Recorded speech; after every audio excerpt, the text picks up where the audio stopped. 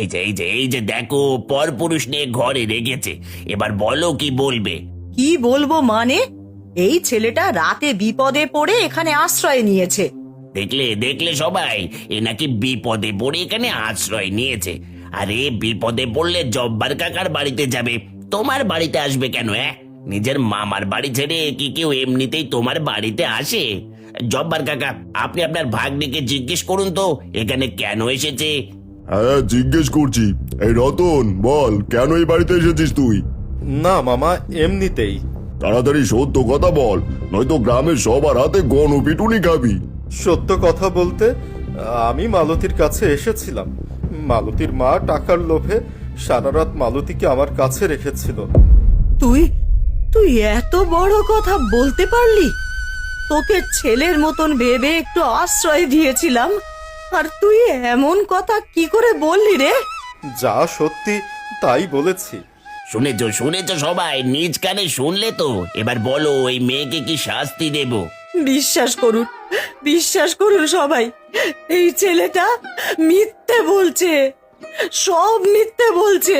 আর ন্যাকা কান্না করতে হবে না জোয়ারদার, এরা একটা সুষ্ঠু বিচার করো, নয়তো আমরা এদের ঘরে আটকে আগুনে পুড়িয়ে মারবো। না না, এমন কাজ করা যাবে না। আমরা তো আর পশু না, আমাদের মনে তো দয়া ময়া আছে। তাহলে এবার এদের কি করবে? এদের এই বাড়ি থেকে তাড়িয়ে দাও, আর খবরদার গ্রামের কেউ এদের যেন কোনো সাহায্য করবে না। তাহলে তাই করা হোক। শোনো রহিমা, তুমি এখনই তোমার মেয়েকে নিয়ে এই বাড়ি ছেড়ে চলে যাবে, আর খবরদার গ্রামে কারো কাছে কোনো সাহায্য চাইতে আসবে না। এই তোমরাও চলো।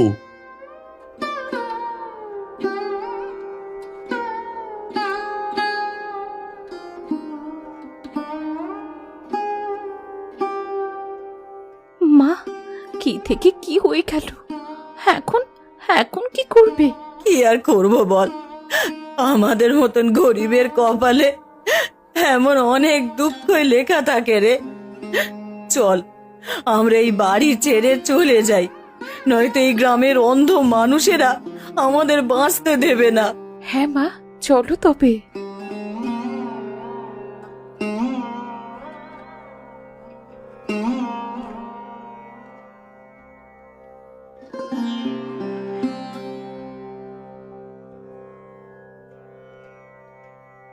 আদিল জোয়ারদার চক্রান্ত করে মালতী আর তার মাকে বাড়ি থেকে বের করে দেওয়ার পর তারা নদীর ধারে এক পরিত্যক্ত বাড়িতে আশ্রয় নেয়।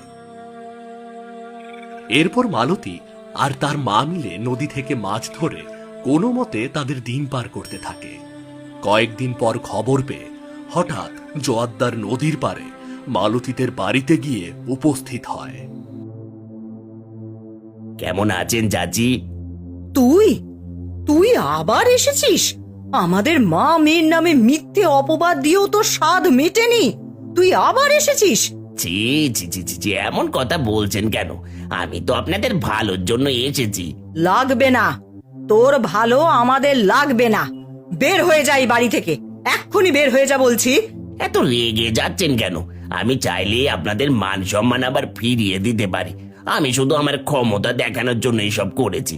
আপনি যদি মালতীকে আমার সাথে বিয়ে দেন, তাহলে ওই রতনকে দিয়ে আবার গ্রামের মানুষের সামনে আপনাদেরকে নির্দোষ প্রমাণ করব। কি ভেবেছিসটা কি ভেবেছিস? আমাদের দুঃখী মা মেয়েকে ফাঁদে ফেলে আমার মেয়েটা সর্বনাশ করবি? আমি তা কখনোই হতে দেব না। বের হয়ে যা বলছি, এখনই এখান থেকে চলে যা। হ্যাঁ যাচ্ছি, কিন্তু আমি কি করতে পারি তা আপনাদের এখনো জানা নেই। একটা কথা মনে রাখবেন, মালতী আমার না হলে কারও হবে না।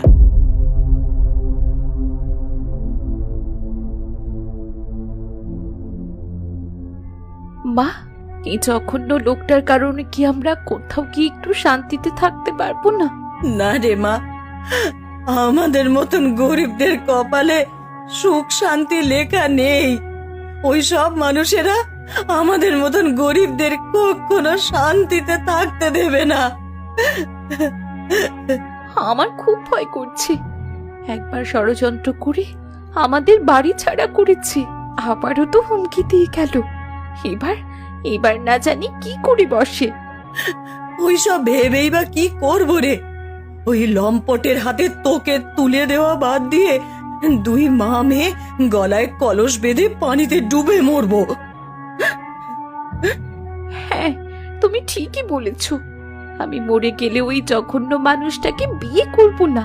ঠিক আছে, এবার রান্নাটা শেষ কর, অনেক বেলা হয়ে গেছে। না খেয়ে আর কতক্ষণ থাকবি রে?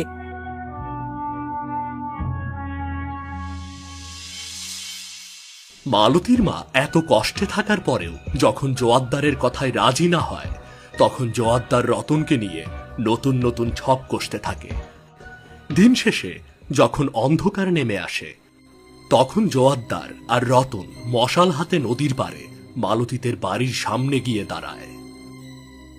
এবার কি করব বলুন? কি করব মানে, যা আগে ঘরের তালা মেরে আয়, যাতে কেউ বেরোতে না পারে। তারপর আগুন দিয়ে মা মেয়েকে একসঙ্গে পুড়িয়ে মারবো। তাই বলে আপনি আপনার পছন্দের মেয়েটাকেও জ্বালিয়ে দিবেন? হ্যাঁ, তাই করব। যে আমার হবে না, আমি তাকে অন্য কারো হতে দেব না। 10 বছর আগে যেভাবে আমি আমার বড় বউ আর মেয়েকে পুড়িয়ে মেরেছিলাম, সেইভাবে আজ এদেরকেও পুড়িয়ে মারবো। যা যা ঘরে তালা মেরে আয়।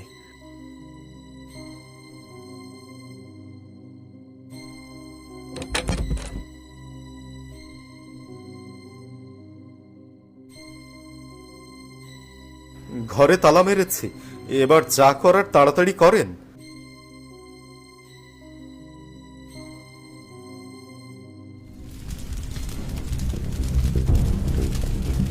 বাঁচাও, বাঁচাও, বাঁচাও, বাঁচাও। আগুন, আগুন, বাঁচাও, আগুন। বাঁচাও, কে আছো? বাঁচাও, বাঁচাও, বাঁচাও।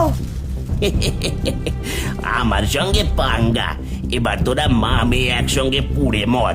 এবার চলুন, আমাদের কাজ হয়ে গেছে। কেউ আসার আগে এখান থেকে কেটে পড়তে হবে। হ্যাঁ, চল। বাঁচাও, বাঁচাও, কে আছো? বাঁচাও, বাঁচাও, বাঁচাও।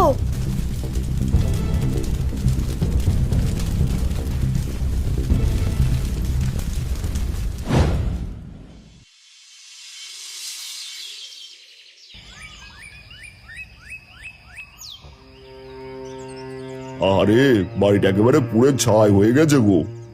কিন্তু এমন কাজ কে করলো? তাছাড়া এই বাড়িতে তো মালতী আর তার মা থাকতো, তারা কোথায় গেল? কোথায় আর যাবে, নিশ্চয়ই পালিয়ে গেছে। যাওয়ার আগে ঘর বাড়িতে আগুন ধরিয়ে দিয়ে গেছে, যাতে সবাই ভাবে ওরা আগুনে পুড়ে মারা গেছে। হ্যাঁ, আপনি ঠিকই বলেছেন, হয়তো নিজেদের অপকর্ম ঢাকতে এমন বুদ্ধি করেছে। এই চলো সবাই, যা হয়েছে ভালোই হয়েছে, আপদগুলো তো বিদায় হয়েছে। গ্রামের লোক ভেবে নেয় মালতী আর তার মা বাড়িটা আগুনে পুড়িয়ে গ্রাম ছেড়ে পালিয়ে গেছে। এতে গ্রামের সব সমস্যা মিটে গেছে। কিন্তু এখান থেকে সমস্যা শুরু হয়।